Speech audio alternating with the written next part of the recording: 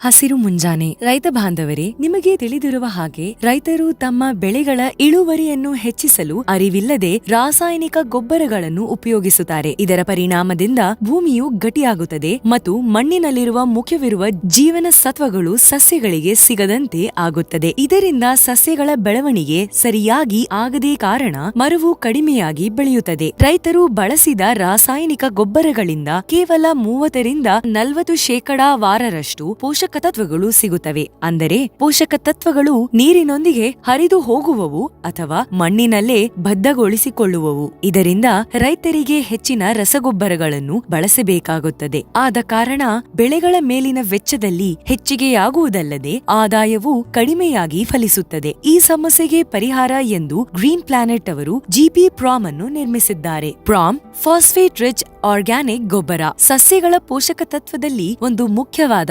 ಘಟಕವಾಗಿರುವುದು. Carbonic phosphate ಯುಕ್ತ ಗೊಬ್ಬರವು ಒಂದು ಪ್ರಕಾರದ ರಸಗೊಬ್ಬರವಿದ್ದು, ಇದರ ಬಳಕೆಯು ಡೈ ಅಮೋನಿಯಾ ಫಾಸ್ಫೇಟ್ ಮತ್ತು ಸಿಂಗಲ್ ಸಲ್ಫರ್ ಫಾಸ್ಫೇಟ್ ಸ್ಥಾನದಲ್ಲಿ ಬಳಸಲಾಗುತ್ತದೆ. ಪ್ರಾಮ್ನಲ್ಲಿ ಜೈವಿಕ ಕಣಗಳು, ರಾಕ್ ಫಾಸ್ಫೇಟ್ ಮತ್ತು ಆರ್ಗ್ಯಾನಿಕ್ ತತ್ವಗಳಿಂದ ಕೂಡಿರುತ್ತದೆ. ಇದು ಭೌತಿಕ ಮತ್ತು ರಾಸಾಯನಿಕ ಗುಣಗಳಿಂದ, ಅಂದರೆ ಮಣ್ಣಿನ ಕಾರಣಗಳನ್ನು ಸುಧಾರಿಸುವುದರಲ್ಲಿ ಸಹಾಯ ಮಾಡುತ್ತದೆ. ಆದ್ದರಿಂದ ಸಸ್ಯಗಳ ಬೆಳವಣಿಗೆಗೆ ಅವಶ್ಯಕ ತತ್ವಗಳಲ್ಲಿ ವೃದ್ಧಿಗೊಳಿಸುತ್ತದೆ. ಯಾವುದೇ ವಸ್ತುವಿನ ಕರಗುವಿಕೆ ಮಣ್ಣಿನ ಪಿಎಚ್, ಸುತ್ತಮುತ್ತಲಿನ ಪರಿಸರ ಮತ್ತು ಮಣ್ಣಿನಲ್ಲಿರುವ ಬ್ಯಾಕ್ಟೀರಿಯಾನಿಂದ ನಿರ್ಧರಿಸಲಾಗುತ್ತದೆ. ಫಾಸ್ಫೇಟ್ನಿಂದ ತುಂಬಿರುವ ಜೈವಿಕ ಗೊಬ್ಬರವು ಮಣ್ಣಿನ ಭೌತಿಕ, ರಾಸಾಯನಿಕ ಮತ್ತು ಜೈವಿಕ ಗುಣಗಳಲ್ಲಿ ಸುಧಾರಣೆ ತಂದು ಬೆಳೆಯ ಉತ್ಪನ್ನಗಳನ್ನು ಹೆಚ್ಚಿಸುತ್ತದೆ. ಇದು ಮಣ್ಣಿನ ಫಲವತ್ತಾದ ಶಕ್ತಿಯನ್ನು ಹೆಚ್ಚಿಸಿ ಬ್ಯಾಕ್ಟೀರಿಯಾ ಕಾರ್ಯಶೀಲತೆಯನ್ನು ಅಧಿಕಗೊಳಿಸುವುದು.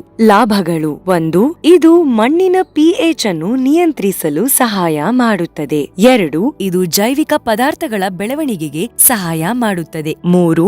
ಇದು ಮೂಲ ರಚನೆಯಲ್ಲಿ ಕೂಡ ಸಹಾಯ ಮಾಡುತ್ತದೆ ಹಾಗೂ ಮೊಳಕೆಯೊಡೆಯದ ಬೀಜಗಳ ಮೊಳಕೆಯೊಡೆಯುವ ಶಕ್ತಿಯನ್ನು ಹೆಚ್ಚಿಸಲು ಸಹಾಯ ಮಾಡುತ್ತದೆ. 4. ಇದು ಅನೇಕ ಪ್ರಕಾರ ರೋಗಗಳ ವಿರುದ್ಧ ಬೆಳೆಗಳ ರೋಗ ನಿರೋಧಕ ಶಕ್ತಿಯನ್ನು ಹೆಚ್ಚಿಸುವುದರಲ್ಲಿ ಸಹಾಯ ಮಾಡುತ್ತದೆ.